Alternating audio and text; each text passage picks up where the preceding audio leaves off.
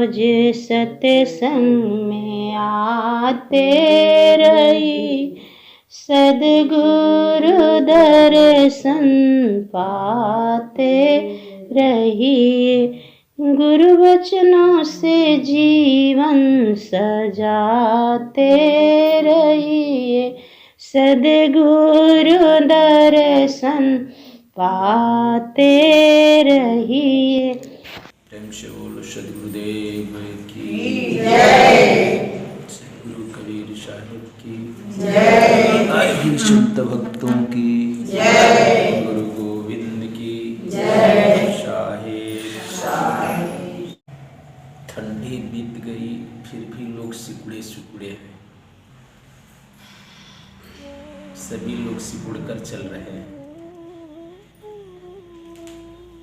ठंडी तो चली गई फिर भी ऐसे जैसे लग रहा सभी सिकुड़े हुए, डरे डरे हुए।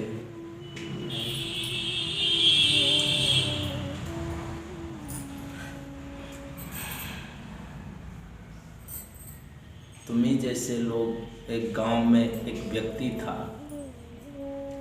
वह सिकुड़े सिकुड़े चलता था। जहां कोई 2 4 5 लोगों को देखता था वो साइड से होकर के निकल जाता था, दूर दूर ही निकल जाता था। अब सिकुड़े सिकुड़े कहीं भी किसी के सामने बैठता नहीं था। जब भी देखे 2 4 लोग, कोई विचारशील लोग हैं, वहां कुछ चर्चाएं चल रही है, तो उसको भी ऐसा लगता था कि मेरे ही बारे में चर्चा चल रही है। तो वो क्या करता था कि दूसरे साइड से कहीं किसी के सामने जाता होता। कारण ये था कि अगर कुछ भी जाकर अगर वो बोल देता था, वहां पर उनके बीच में कुछ सच भी बात कह देता था, तो लोग उसकी बातों को मजाक बना लेते थे। अब इसके मारे वो व्यक्ति किसी के सामने जाता, किसी के भी सामने नहीं जाता था और सिकुड़े सिकुड़े जीवन जीता था। जैसे तुम लोग ठंडी के कारण सिकुड़े सिकुड़े चल रहे हो, उसके डर से, ठंडी के डर से सभी सिकुड़े हैं। तो वो डरे डरे चल रहा था। संजोग बस उस गांव में एक संत पधारे।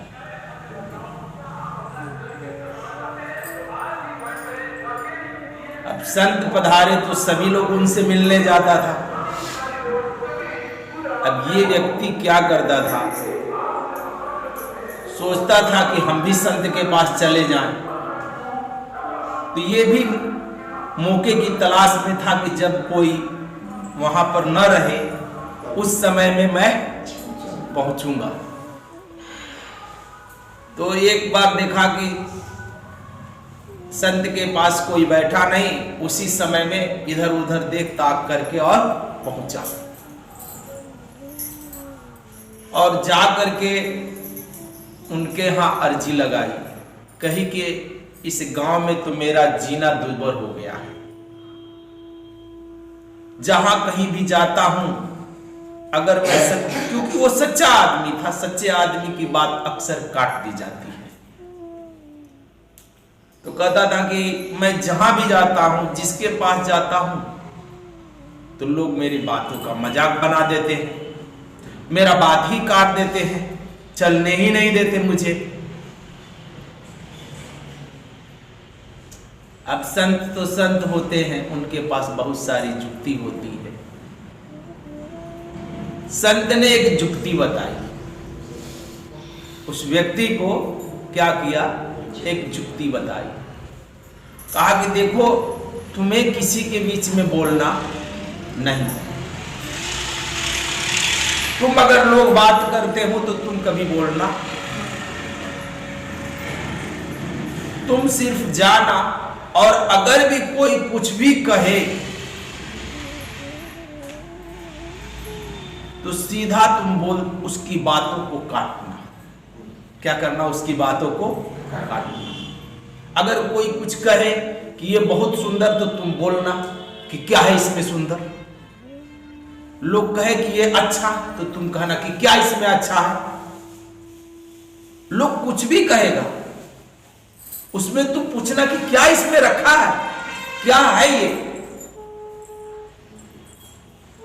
कोई भी अब फंक्शन हो, कोई कुछ भी, कितना अच्छा फंक्शन हुआ, क्या अच्छा हुआ उसमें, कुछ भी अच्छा नहीं था। जब भी गांव में कोई विशेष कर्म हो तो उसको वो जाता था, तो कोई कहता कितना अच्छा हुआ ना, काय का अच्छा, क्या अच्छा था उसमें, तुम बता क्या अच्छा था, देखा ना, बता दे क्या अच्छा था उसमें। कोई भी कैसा भी कार्यक्रम हो, कोई कहे कि कितना बढ़िया हुआ, तो डायरेक्ट ही कहता था कि क्या बढ़िया हुआ, कुछ भी बढ़िया नहीं था। क्या था बढ़िया, जो बढ़िया था वो बताओ, कुछ बोलता नहीं था। लोग अगर कुछ भी कहता था तो उसमें यही कह रहा था कि क्या था उसमें, तुम बता दो। कोई कहे ये सुंदर, तो काय का सुंदर, कैसा सुंदर, क्या सुंदर है उसमें, तुम दिखाओ। अब लोग समझने लगे कि इसको कुछ विशेष ज्ञान हो गया। अब उसको लोग सम्मान भी करने लगे कि देखो वो जब सही कह दे तो मान लेना कि। अब लोग उसको पूछने भी लगे, बुलाने लगे, अपने निकट बुलाने लगे। जब भी कोई बात होता था तो भाई फलाने बाबू को बुलाओ, ऐसा ऐसा ये कह रहे हैं। अब फलाने बाबू गए तो सीधा डायरेक्ट कहे कि काय का ठीक, क्या ठीक था तुम बता दो, हम जाने। कोई कह दे कि ईश्वर के बारे में ऐसा चर्चा हुआ, काय का ईश्वर, कैसा ईश्वर, तुम दिखा दो। सारी बातें कट गई। 2 महीने बाद जब यहां से संत चले गए तो 2 महीने बाद पुनः आए। जब पुनः आए तो ये व्यक्ति फिर उनसे मिलने गया, और जब ये मिलने गया जब उस संत से, तो इसके साथ में 8-10 लोग भी गए और बाकायदे इसको फूल माला डाल करके इस व्यक्ति को और सम्मानित के साथ उस संत के समक्ष में ले गया। एक गया और उनके संत के चरणों में झुका, कहा कि आपने जो जुक्ति दिया वह बराबर काम कर गई। अब तो समाज में सबसे पहले मुझे ही बुलाहट होती है, जब तक हम ना उसमें रहे तब तक कोई कार्य ठीक है। आपने जो जुक्ति बताई, तो आजकल विशेष लोग उन्हीं को महत्व देते हैं जो विशेष हर व्यक्ति की बातों को जो काट देता। और तुम्हारे साथ भी ऐसा ही होता है, इसलिए तुम भी अपने जीवन में सिकुड़े सिकुड़े चलते हो। जब तुमको कोई अच्छे बात कहते हो तो तुम्हारी बातों को काटने वाला हर जगह बैठा हुआ है। जैसे ही तुम कहते हो तो वो कहता है कि काय काटे। तो तुम्हारे भी जीवन में ऐसी ही घटना घटती है, इसलिए तुम्हारे विवेक का विकास नहीं होता, तुम भी सिकुड़े सिकुड़े जीवन यापन करते हो। भक्ति का कोई विशेष महत्व नहीं होता। भक्ति तो वही होता है, साहब कहते हैं कि अगर कोई भक्त है तो वो दासानुदास में जीवन व्यतीत करता है। और साहब कहते हैं, सदगुरु कबीर साहब यानी तुम्हारे संध्या पाठ में पूर्ण रूप से समझाए हुए कि दास तन की अधिक महिमा सेवा कुंड नहाई। इस जीवन में सच्चे मन से जो व्यक्ति सच्चे हृदय से सेवा करता है, उससे बड़ी और कोई भक्ति नहीं। ये पूछने योग्य नहीं है कि भक्ति क्या है। तो जो सच्चे हृदय से, जो निर्मल हृदय से जो सेवा में लग जाए, उससे बड़ी भक्ति और क्या हो सकती है। लेकिन हम सेवा में कतराते हैं। क्या करते हैं? कतराते फिरते हैं, सेवा में कभी हाजिर नहीं रहते।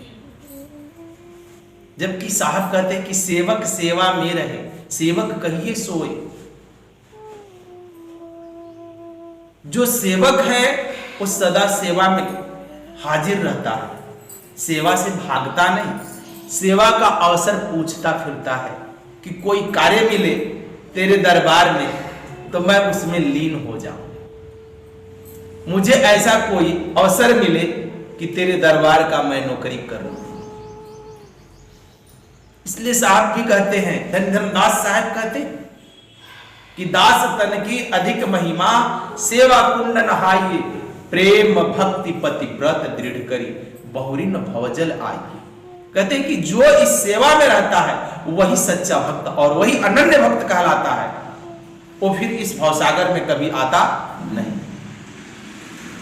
उसे ध्यान करना, तप करना, जप करने के बारे में नहीं कहा गया। वो तो सिर्फ सेवा में अगर लगा रहे तो भी कहते हैं कि सेवा में ही लगे रहना, सच्चे हृदय से, तन से, मन से, धन से। जो व्यक्ति सद्गुरु की सेवा में रहता है, इससे बड़ा और कोई भक्ति नहीं होती। तुम क्या करोगे? तुम कौन सा ध्यान करोगे? दिन भर कार्य करते हो तो ध्यान में बैठते हो तो तुम्हारे पास तमाम प्रकार की विचारें आती हैं। अब करते हो तो तुम देख लेना, तमाम विचारे जो पूरे दिन करते हो काम, वही तो आंख बंद कर कर ध्यान करते हो तो वही तुम्हारे खोपड़ी में फिर से चलने लगते हैं, क्योंकि रात दिन तुम उसी में हो। 24 घंटा जब व्यक्ति संसार के कर्मों में रहता है, तो अगर 10 मिनट, आधा घंटा ध्यान करे तो उसके दिमाग में क्या चलते हैं? क्योंकि जहां पर मेरी रुचि रहती है, जिस चीज में हम डूबे रहते हैं, उसी बिंदु पर हमारा सदा सोच चलते रहता है। तो फिर तुम आंख बंद करोगे तो तुम्हें क्या दिखाई पड़ेगी? जो कार्य करते हो उसी के बारे में चिंतन और मनन चलना शुरू हो जाएगा। नाम तुम्हारा छूट जाता है और चिंतन मनन वही चलने लगता है। और जो सुबह से शाम तक व्यक्ति कार्य करता है वही तो उसको दिखाई पड़ता है। दूसरा क्या दिखाई पड़ेगा? दूसरा नहीं दिखाई पड़ता। और निरंतर तुम 24 घंटा तो परमात्मा स्मरण में नहीं रहते। इसलिए तो कहे संतों ने कि जो दासान दास में रहता है वो सिर्फ सेवा ही और सेवा ही कर सकता है, सदा सेवा में रहे। इसलिए साहब कहे कि दास तन के अधिक महिमा सेवा कुंड नहाई, प्रेम भक्ति पति व्रत दृढ़ करी। कहते कि उनके हृदय में तो सदा प्रेम होना चाहिए, श्रद्धा होनी चाहिए, करुणा होनी चाहिए, दया भाव रखनी चाहिए, तो ही तो मैं भक्त कहला सकता। दूसरी भक्ति क्या है? दूसरी और कौन सी वो भक्ति कर सकता? तुमसे तो न तप होंगे न जप होंगे।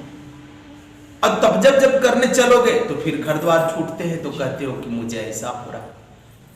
इसलिए तुम इसमें नहीं आ सकते। तुम अपने को टटोल कर देख लेना। क्यों? क्योंकि तुम समाज से बंधे हो, तुम संसार से बंधे हो, तुम जात पात से बंधे हो। और यह बंधन सद्गुरु इस बंधन को काट दे, फिर भी तुम इस बंधन को छूट करके निर्बंध नहीं होते हो, फिर जाकर के उसी बंधन में तुम बंधते हो। कहते हो कि सद्गुरु तू छूट जाए, लेकिन मैं इस बंधन से बाहर आने वाला नहीं। इसलिए तो यहां तमाम कई वर्षों से संतों ने इस जाति से, पात से, भेदभाव से, नीच उच्च से छुड़ाने का प्रयत्न किया।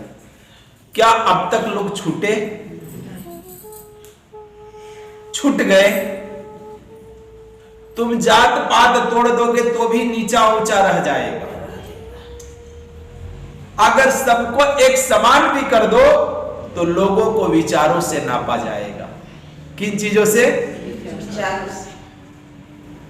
ये विचारशील व्यक्ति नहीं है। फिर बुद्धि है, बुद्धि से नीचा ऊंचा देखा जाएगा, विवेक से नीचा ऊंचा देखा जाएगा। ये नीचे ऊंचे देखने की प्रक्रिया कभी खत्म नहीं होगी। इसके वर्तुल चेंज हो जाएंगे लेकिन कार्य लगे रहेंगे, कोई उपाय नहीं। सभी मनुष्य को समान कर दोगे फिर भी ये समानता कभी आने वाली नहीं। समान सदियों से लोग करते आया कि सभी मनुष्य एक समान, लेकिन एक समान यहां देखा गया। अगर सभी मनुष्य जब समान हो जाए तो यहां पर भ्रष्टाचार कौन फैलाता है? फिर कौन किसको कहेगा कि तुम अच्छा बनो? फिर अच्छे बुरे की दृष्टि से देखोगे। फिर तो मनुष्य बहुत सारा उपाय करता है कि सभी लोग एक समान हो जाए, लेकिन कभी होते नहीं। मनुष्य को मानवीय गुणों में एक समान यानी मनुष्यता में एक समान हो जाए, यही बहुत बड़ी बात है। जाति बाति का मतभेद मिटा दे, यही बहुत बड़ी बात है। और सभी एक समान से रहे। तो कहते इतना भी हुआ तो बहुत हो गया। लेकिन यहां तो कई ढंगों से नीचा ऊंचा देखने का पैमाना है लोगों के पास। इसलिए तो हर व्यक्ति के विचार भिन्न भिन्न है, और जिस व्यक्ति का जैसा विचार होता है उसी ढंग से इस संसार को वो देखता है। इस संसार को देखने का भी दृष्टि हर मनुष्य को भिन्न भिन्न प्रकार से है, क्योंकि जैसी उसके अंदर गुण है, जैसी उसके अंदर कला है, जैसी उसकी समझ है, उसी अनुसार वो इस जगत को देखता भी है। अगर एक व्यक्ति को एक बागीचे से गुजारा जाए और वो व्यक्ति पेंट करने वाला हो, पेंटर हो, उस बागीचे में जाएगा तो वो क्या देखेगा?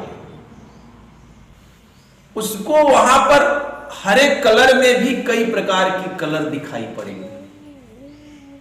ग्रीन कलर में देखेगा कि चारों तरफ हरा हरा ही है, लेकिन पेंट करने वाला व्यक्ति देखेगा कि ये डार्क ग्रीन है, ये कम ग्रीन है, उसमें से कई प्रकार के उसको अलग अलग रंग दिखाई पड़ने लगेंगे। एक लकड़ी काटने वाले व्यक्ति को अगर गुजार दोगे उस रास्ते से, तो उसको उस बागीचे में लकड़ी ही लकड़ी दिखाई पड़ेगी कि कौन सी लकड़ी किस काम आएगा और कौन सी लकड़ी कितनी महंगी बिकेगी।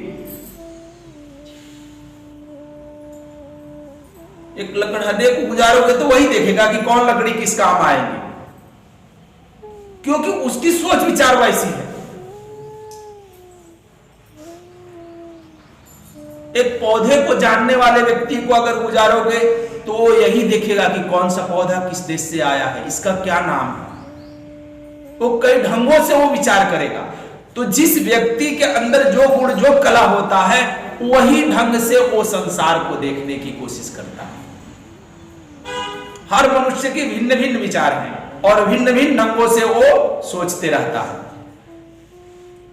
इसलिए परमात्मा के समक्ष में हमारी सोच कैसी है पहले हम समझें। इसलिए व्यक्ति कहता है कि व्यक्ति को स्वयं के ही हृदय को अच्छा बनाना, औरों को नहीं, कि उस परमात्मा को मैं किस दृष्टि से देखने का प्रयत्न करता हूं, हमारे अंदर क्या है, हमारे अंदर कैसा प्रेम है, कैसी भाव है, कैसी श्रद्धा है, उसे जानने के लिए। तभी व्यक्ति उस परमात्मा के निकट पहुंच पाता है। लेकिन निरंतर ही हमारा ख्याल इस जगत में है, इस जगत की वस्तुओं में है, तो हम परमात्मा की तरफ अग्रसर कभी नहीं होते, क्योंकि हमें बार बार इस संसार अपनी तरफ आकर्षित करता है, खींचता है अपनी तरफ, परमात्मा की तरफ हमें बढ़ने नहीं देता। क्यों? क्योंकि इस संसार में काल ने बहुत सारे कार्य को यहां पर फैला के रखा है और इस शरीर के सुख साधन की बहुत सारी सुविधाएं दिन प्रतिदिन फैलते जा रही है और मनुष्य इस शरीर की सुविधा कई ढंगों से और सुख भी कई ढंगों से लेने का प्रयत्न करता है।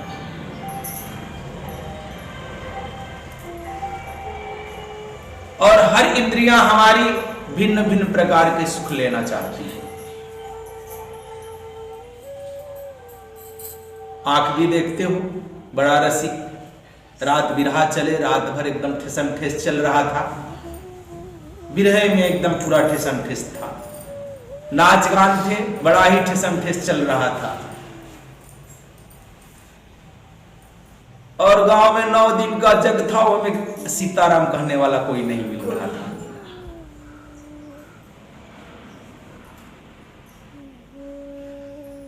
गांव में भी बड़े विचारशील लोग हैं, कम से कम जिसमें हो, जिस धर्म में हो, उस धर्म में भी तो सच्चे हृदय लेकर के तुम शामिल हो।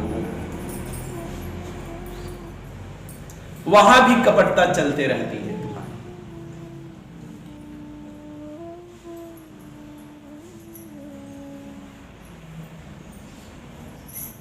तुम कहां जा रहे हो, इस पर पहले विचार करो कि हम ठीक जा रहे हैं कि। और आज न विचार करोगे तो चले जाने के बाद फिर कौन विचार करता है? यहां से चले जाओगे तो विचार कर पाओगे? तो इसलिए ये जीवन पर्याप्त रहते ही मनुष्य को विचार करना चाहिए। जब तक हम विचार नहीं करते हैं,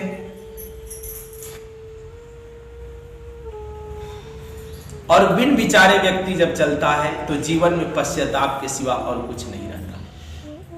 हम पूरे जीवन कर्म करते हैं क्योंकि एक कर्म भूमि है, कर्म करना पड़ता है। तो कौन सा कर्म कर कर और किस गंतव्य तक पहुंचा जाता है, इस पर मेरा विचार सदा होना चाहिए। धन इकट्ठा करोगे तो घर मकान अच्छे बनेंगे, ठीक है? धन इकट्ठा करोगे तो घर मकान अच्छे बनेंगे ना?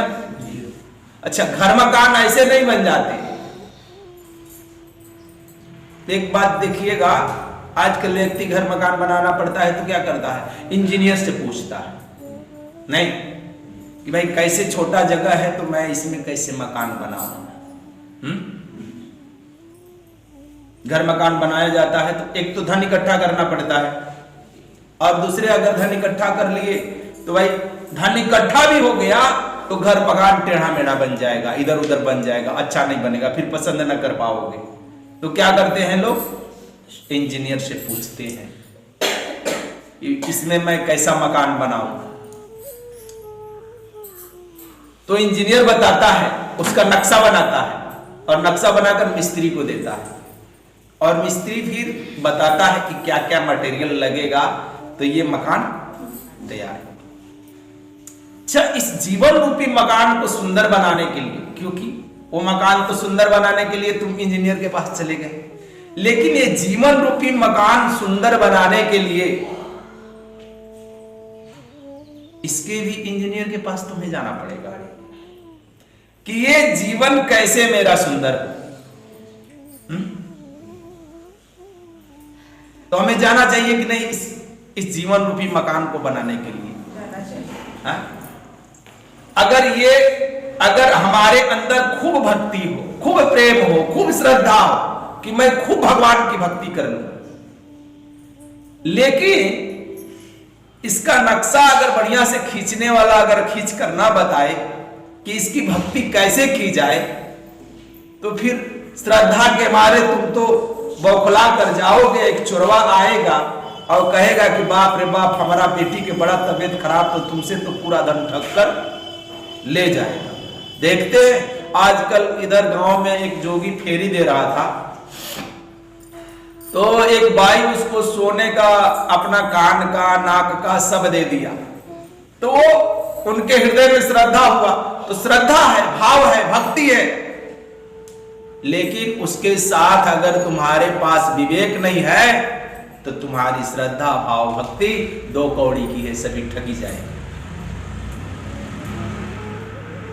इसलिए तो व्यक्ति को इस जीवन रूपी घर को कायम करने के लिए मुझे इस जीवन को सुंदर बनाने वाला किसी इंजीनियर के पास हमें जाना पड़ेगा, किसी गुरु के पास जाना पड़ेगा, किसी संत के पास जाना पड़ेगा, तभी ये भी सुंदर बन सकता है।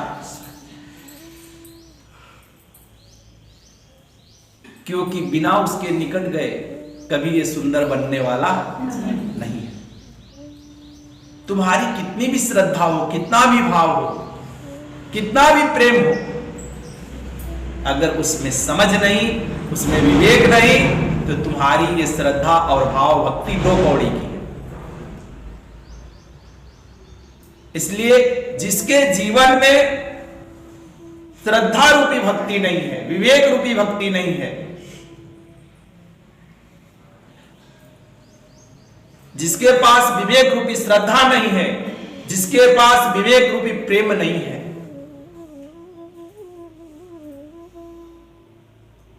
उसके जीवन में मोक्ष रूपी फल नहीं लगते।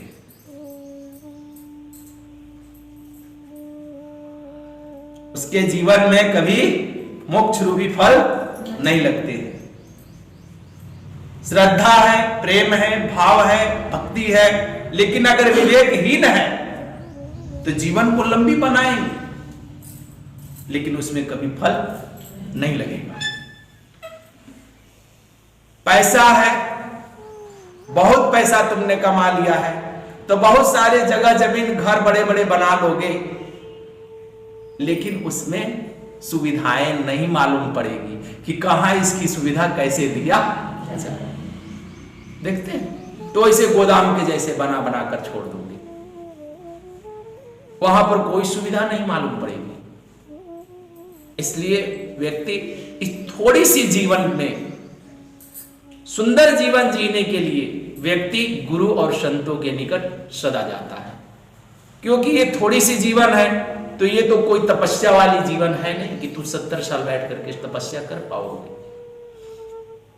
थोड़ी सुमिरन कर लेना है और सदा ही श्रद्धा और प्रेम भाव में सभी मनुष्यों से हमारा समान प्रेम भाव रहे, यह कामना करते हुए इस जगत में सदा ही हर जीवों पर हमें दया करनी चाहिए और समझ करके इस जगत में हमें चलना चाहिए। पग पग पर समझ बुझ कर ही चलना है। बिना समझे, बिना पूछे जो व्यक्ति कदम रखता है तो उसे अकस्मात ही इस जगत में चोट खाना पड़ता है। इसलिए साहब कहते हैं कि दास तन की अधिक महिमा, सेवा कुंड नहाइए, प्रेम भक्ति पति व्रत दृढ़ करी बहुरी न भोजन। तो जो सच्चे हृदय से इस संसार में भक्ति करता है, भजन करता है, गुरु सेवा करता है, गुरु शरणागत रहता है, वह व्यक्ति को अवश्य ही इस भवसागर से पार उतर जाना पड़ता है, उसमें कहना नहीं पड़ता। लेकिन हर कार्य के लिए सबसे पहले मुझे अपने ही हृदय को बार बार टटोलना पड़ता है, क्योंकि उस परमात्मा से अगर जोड़ने की कोई कड़ी है तो एक निर्मल हृदय ही है, इसके अलावा कोई और रास्ता नहीं। न योग करने से जुड़ता है, न तप करने से जुड़ता है, न ध्यान करने से जुड़ता है, न दान देने से जुड़ता है, इन सब चीजों से जुड़ता नहीं, लेकिन एक सच्चे हृदय से किया हुआ हर कार्य से जुड़ जाता है।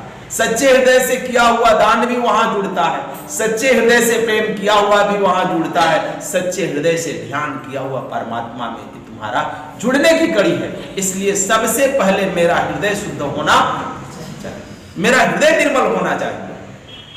हृदय की निर्मलता प्रथम आवश्यकता है, क्योंकि जब तक हमारा हृदय निर्मल नहीं होता है, हृदय स्वच्छ नहीं होता है, तब तक मुझे उस परमात्मा से जुड़ने की कोई और मेरे जीवन में कड़ी नहीं।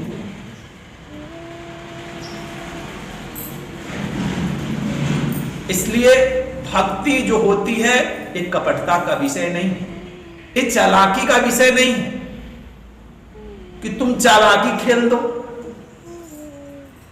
और हम तो क्या करते, हम हर विषय में चालाकी क्यों? क्योंकि सुबह से लेकर शाम तक धन इकट्ठा ऐसे नहीं होते हैं, चालाकी खेलने वाले धन इकट्ठा करते हैं। देखते हैं, कहते हैं कि चालाक व्यक्ति है, गुदरा बाजार में जाएगा तो कमा कर लौट आएगा, है ना। लोग चालाक की विशेषता देते हैं, हम क्या कहते हैं कि चालाक मतलब होता है 420। हम पहले ही बताए, जो चालाक है तो क्या करेगा, चालाक क्या करेगा, बुद्धि लगाएगा।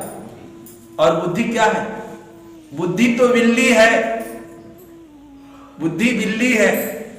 वो चुपचाप गुमसुम बैठी रहती है और देखती है कि यूं ही चुहा निकला कि झपट्टा मारती है। चालाक आदमी अवसरवादी होता है, मौका देख करके काम करता है। चालाक व्यक्ति अवसरवादी होता है, समय समय पर उसके कार्यक्रम बदल जाते हैं, एक क्षण में बदल जाते हैं। तो ये चालाक लोगों का भक्ति नहीं है, इस श्रद्धालुओं की भक्ति है, जिनके पास श्रद्धा। चालाक व्यक्ति मिशन चलाता है, चालाक व्यक्ति झंडा ढोता है, झंडा लेकर आगे आगे दौड़ता है। ये चालाक व्यक्ति का काम है। चालाक व्यक्ति अपना धर्म खड़ा करता है, ये सब चालाक आदमी का काम है। एकता बनाना, झुंड इकट्ठा करना, ये सब चालाक आदमी का काम है। समय समय पर वो झुंड इकट्ठा कर लेता है। भक्ति चालाकी की विषय नहीं है। भक्ति में तो श्रद्धा और प्रेम चाहिए, करुणा चाहिए, दया चाहिए। ये किसी का संगत नहीं खोजता, वो स्वयं की संगत खोजता है। औरों की संगत से उसे कोई वास्ता नहीं होता कि और जुटे तो फिर मैं भी भक्ति करूंगा, नहीं। उसे किसी की संगत की कोई जरूरत नहीं पड़ती, उसे स्वयं की आवश्यकता पड़ती है कि मैं क्या कर रहा हूं, मुझे क्या करना है। वो बार बार स्वयं के ऊपर टटोलता है, औरों को नहीं टटोलता। हम क्या करते हैं, हम तो प्रतिदिन दूसरों की तरफ झांकते फिरते हैं, प्रतिदिन दूसरों को ही झांकते हैं कि कौन क्या करता। स्वयं को एक बार झांक लो ना, बातें पूरी हो जाएगी। औरों की झांकने की कभी जरूरत नहीं पड़ेगी, जिस व्यक्ति ने स्वयं को झांक लिया। हम औरों में झांकने में बड़ा रस लेते हैं, कौन क्या करता है। यहां से जैसे ही तुम छूटोगे गांव में, तो दूसरे की तरफ तुम्हारी दृष्टि जाती है। देखते हो, ये दृष्टि बाहर देखती है, भीतर नहीं देखती। पलटकर तुम अपने को देखने की कभी प्रयत्न करो तो तुम नहीं देख पाओगे। क्यों? क्योंकि तुझे बड़ा उल्टा दिखाई पड़ेगा। कहेगा कि खुद को कैसे देखो, सभी लोग अपने को देखो तो तुम दिखाई पड़ते हो। इसलिए तुमने कभी अपने को देखा ही नहीं। औरों में लगे हुए काला पीला, अर्थात औरों में लगे हुए दोष हम बार बार निहार लेते हैं, खुद में लगे हुए दोष कभी निहारा। क्यों? क्योंकि मेरी दृष्टि भी बाहर ही बाहर देखती है, भीतर कभी देखी नहीं, और स्वयं की चेहरा भी नहीं देख पाती। अपना चेहरा अपनी आंखों से देखो, नहीं दिखेंगे। इसके लिए तुम्हें आईने का सहारा लेना पड़ता है। किसका? आईने का सहारा लेकर के तुम अपने शक्ल को निहारते हो। तुम्हारे इस शक्ल को, जीवन रूपी शक्ल को झांकने के लिए, कर्म रूपी शक्ल को झांकने के लिए संत और गुरुजन आईना है। वहां पर तुम्हें पता चलता कि मेरा कर्म कैसा है। मैं जब चलता हूं, वो मेरे जीवन का जो चलने का ढंग है कितना प्रतिशत ठीक है। मैं परमात्मा के निकट जा पा रहा कि नहीं जा पा रहा। नहीं जाने का कारण भी तुम ही, कोई और नहीं। ऐसा कोई नहीं है इस जगत में जो तुम्हें परमात्मा से मिला दे। वो तुम ही हो कि जो तुम उससे मिल सकते हो। वो तुम ही हो कि तुम उससे जाकर मिल सकते हो, दूसरा कोई नहीं। आईना तुम्हारे शकल के काले पीले लगे धब्बे को धोता नहीं है, सिर्फ वो बताता है कि तुम्हें कहां कहां धब्बा लगा है। तुम्हें खुद ही साबुन सर्फ लगा करके अपने चेहरे को धोना पड़ता है। कि कहां कहां काला पीला लगा है। वैसे ही संत गुरुजन के पास जाते हैं तो समस्त कर्मों को मुझे दर्शाते हैं और मुझे ही इन कर्मों को सुधारना पड़ता है, कोई और सुधारने आने वाला नहीं। और परमात्मा कहीं भूला हुआ नहीं है, कहीं भाग नहीं गया, सभी को मिला हुआ है। ये मत जानना कि तुम हमारे पास आ गए तो मैं भगवान उठाकर तुम्हारे झोली में डाल दिया कि ये ले लो और घर चले जाओ, जब जब कुछ घटे तब तब इनसे मांग लेना, जो इच्छा करे वो मांगते रहना। ऐसा नहीं है, वो स्वयं तुम्हें मिला हुआ है और निरंतर ही तुम्हें निहार रहा है। ये मत जानना कि तुम्हें नहीं निहारता, वो निरंतर ही 24 घंटा तुम्हें निहारता। और इसकी पता तब चलती है जिस दिन तुम भीतर निहारते हो, उस दिन उसकी आंखें तुम्हें दिखाई पड़ जाती है कि वो भी मुझे ही निहार रहा, मैं उसको क्या निहारूं, वो कब के मुझे निहार रहा है। ये बातें तब पता चलती है जब तुम भीतर झांकते हो, उस दिन तुम्हें यह पता चलता है कि वो निरंतर ही मुझे ही निहार रहा था, किसी और को नहीं निहार रहा था। लेकिन हम ही बाहर बाहर देखते थे। यही कारण था कि अब तक वो मुझसे दूर मालूम होता था। दूर मालूम होने का कारण ही यही है, दूर मालूम होने का कारण और दूसरा नहीं। तुम तो और जगत को निहार रहे हो, वो तुम्हें निहार रहा था। तुम संसार निहारते हो, तुम्हें वो निहार रहा। तुमने कभी उसको नहीं निहारा, तुम तो औरों को निहारने में पड़े हो। इसलिए मैं कह रहा हूं कि तुम स्वयं को निहार लो भीतर से, वो तुम्ही को निहार रहा है, तेरा दीदार हो जाएगा। वो तुमसे दूर नहीं, तुम उससे दूर भाग गए, वो तुम्हारे ही पास है, हर क्षण हर पल हर समय वो मौजूद है। मैं तुझे उठाकर देने वाला नहीं कोई परमात्मा। ये बातें ना सोचना कि मेरे पास आए हो मैं तुम्हें परमात्मा दे दूंगा और तुम यहां से लेकर के चल जाओगे घर पर। वो है तुम्हारे पास, तुमने कई परतें ओढ़ कर रखे हो और इन परतों को जब एक एक उहारोगे तो एक दिन तुम्हारी दृष्टि के सामने वो पड़ेगा कि मैं हूं तेरे पास, तुम मुझे कहां खोजता। और साहब भी कहते हैं कि मोह को कहां ढूंढे बंदे, मैं तो तेरे पास हूं। किसी जब तक में नहीं हूं, किसी पूजा पाठ में नहीं, किसी मंदिर मस्जिद में नहीं, किसी गिरजाघर गुरुद्वारे में नहीं। तुम कभी मेरी खोज ही न किया। और खोज करने की बात आती है, साहब कहते हैं कि खोजी बन में तुरंत मिल जाइबे एक पल की तलाश। ये पल भर में तुम्हारे भीतर तुम्हारे ही पास मौजूद मिलेगा। दूर होता तब तो दूर की बातें करते, कहीं और होता तब तो कहते कि नहीं यहां पर मिल जाएगा वहां पर मिल जाएगा। और तुम तो सदा यहां वहां खोजने में ही लगे हुए हो कि चलो मंदिर में नहीं मिले तो हनुमान जी में चले जाते, हनुमान जी में नहीं मिले गणेश जी में जाएंगे, गणेश जी में नहीं मिलेंगे गंगा जी में तीर्थ नहाने चले जाएंगे, वहां नहीं मिलेंगे तो गंगा सागर चले जाएंगे, वहां नहीं मिलेंगे तो कैलाश चले जाएंगे। तुम तो खोजने के पीछे लगे हो जैसे कोई भूल गया। भूले को खोजा जाता है, मिले को कैसे खोजोगे? जो सदा सर्वदा है उसको तुम कैसे खोजोगे? कौन सा उपाय है खोजने का? भूले को खोजा जाता है। मदन साहब तो कहते हैं कि गोद में लड़का ढिढोर शहर में, मदन भूले कासे कहियो, तुझे इस संसार में भूल पड़े हैं, इसलिए तो तुम चारों तरफ खोजते फिरते हो। और मदन साहब जजमेंट देते हैं, काहे न खोज करत घत भीतर। खोजने की बात कबीर साहब कहते हैं कि खोजी वन में तुरंत मिल जीवे, लेकिन मदन साहब कहते हैं कि काहे न खोज करत घट भीतर, के कारण फिरत भुलाना। कौन सा कारण है कि भूले भूले भटकते फिरते हो? वह कारण ही क्या है? कौन देने वाला है? परमात्मा। कहां जाकर के तेरे हाथों में कोई थमा देगा तुझे?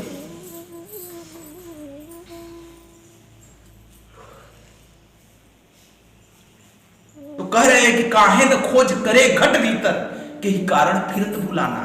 वो कौन सा कारण है कि भटके भटके तुम फिर रहे हो, यहां वहां दौड़ लगा रहे हो इस जगत में? तो वह कौन सा कारण है?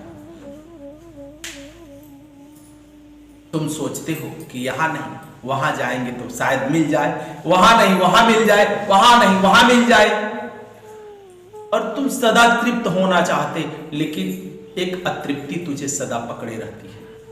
तृप्ति कहीं होती नहीं, कहीं उसका मिलन नहीं होता।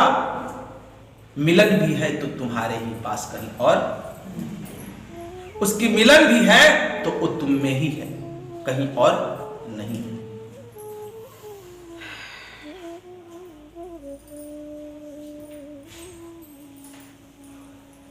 और जो भीतर खोज करता है, तो साहब कहते हैं कि घट बीच खलक।